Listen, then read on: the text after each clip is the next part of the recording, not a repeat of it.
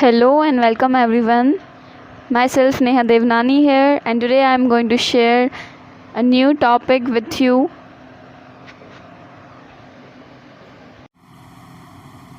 From the following slides, we are going to understand one of the simplest and yet very crucial topic of this chapter, which is share lean.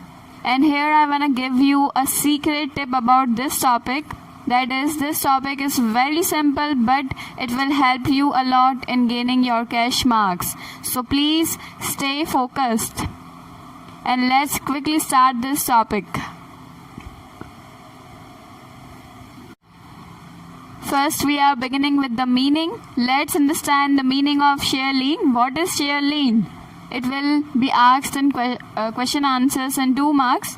What is share lean? So, the meaning is when creditors receives the right to acquire possession on the property of the debtor and right to sell the same in order to recover his dues in case of the debtor failing to pay his liabilities is called lien.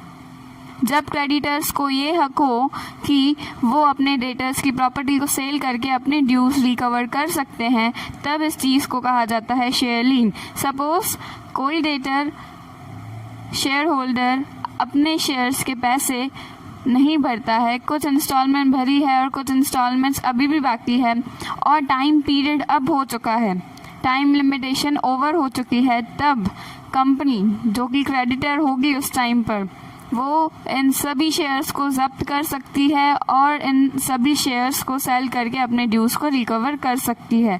Then this is known as share lien. तब shareholder के पास share के regarding सभी rights चले जाएंगे. वो ना dividend ले सकता है, ना कोई और बेनिफिट उन शेयर से ले सकता है.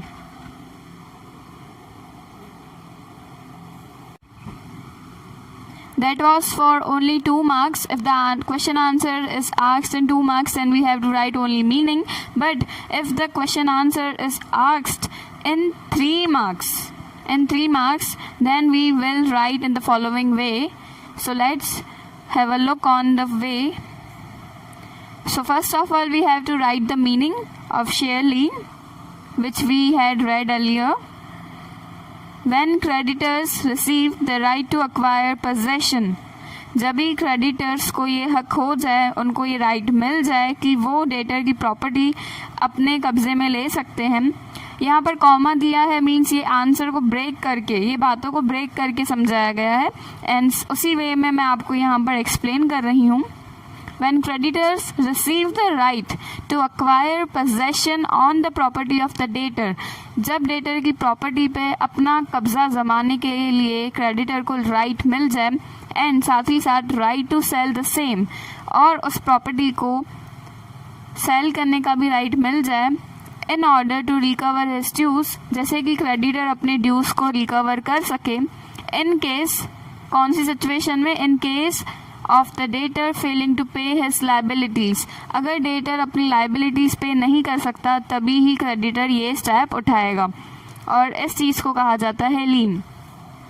शेयर इशू चैप्टर के मामले में यहाँ पर शेयर लीन होता है अगर कोई डेटर शेयर्स के ऊपर स्टार्टिंग की इंस्टॉलमेंट भरता है पर फुल अमाउंट नहीं भरता है. अगर 10 रुपीज़ का शेयर है तो उसने 2 रुपीज़ या 3 रुपीज़ ही अभी तक भरे हैं, तब उसके शेयर लीन हो सकते हैं. क्यों? क्योंकि उसने पैसे अभी तक पूरे भरे नहीं हैं और टाइम ड्यू डेट भी निकल चुकी है. तब कंपनी शेयर लीन कर सकती है.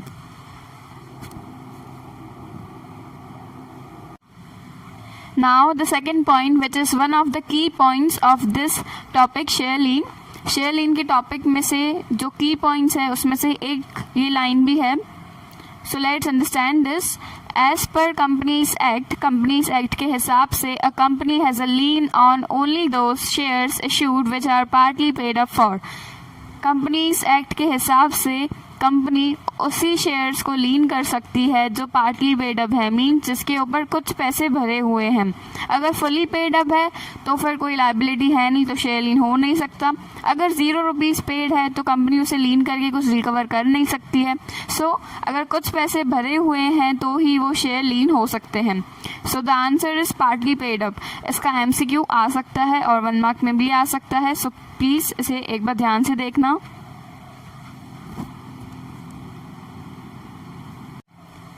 next line. By using a lien on share, a company can share lien का राइट यूज करके कंपनी क्या क्या कर सकती है उसकी यहाँ पर लिस्ट है. First of all, restrict transfer of such shares. By using a lien on share, a company can restrict transfer of such shares. Company इस अधिकार का यूज करके ऐसे शेयर्स का ट्रांसफर रेस्ट्रिक्ट कर सकती है. मींस ऐसे शेयर्स मार्केट में ट्रेड नहीं किए जा सकते, शेयर होल्डर इसे सेल नहीं कर सकते किसी और को. And second thing is restrict dividend. ऐसे शेयर्स के ऊपर कभी भी शेयर होल्डर्स को डिविडेंड नहीं मिलेगा, 0% dividend. And the third thing is restrict bonus shares. ऐसे शेयर्स के ऊपर जो bonus shares means additional free of cost जो शेयर्स मिलते हैं, शेयर होल्डर्स को बोनस शेयर्स भी नहीं मिलेंगे. क्यों? क्योंकि उन्होंने अभी तक शेयर्स के पैसे ही पूरे नहीं भरे हैं, इसलिए उनसे ये सारे के सारे राइट्स छीन लिए जाएंगे, उनको ये राइट्स नहीं देंगे. And the last fourth one is restrict right to vote. Shareholders को जनरली वोटिंग राइट्स दिए जाते हैं, कंपनी में वोट कर सकते हैं, बट ऐसे शेयर होल्डर्स जिनके शेयर्स पे लीन लग चुकी है तब उन शेयर होल्डर्स को वोट करने का राइट नहीं दिया जाता है, उनसे ये राइट भी रेस्ट्रिक्ट कर लिया जाता है. So these are the 4 things which can be restricted by a company on the basis of share lien. ये सिर्फ इतना जितना अभी आपको स्लाइड्स पे दिख रहा है इतना 2 मार्क्स में आ सकता है. जस्ट ऐसे होगा क्वेश्चन में, state which are the things which can be restricted by a company on the basis of share lien. Share lien के हिसाब से कंपनी क्या क्या रेस्ट्रिक्ट कर सकती है. So this is your answer. You have to write in this way. So here the topic share lien ends. I tried it to simplify it for you, जैसे कि आपको जल्दी जल्दी लर्न हो जाए, जल्दी जल्दी समझ आ जाए और आपके कैश मार्क्स आपके पास ही रहें, कहीं पर भी माइनस नहीं हो. पूरी कोशिश की मैंने जैसे कि कम टाइम में आपको सारा टॉपिक अच्छे से समझ आ जाए.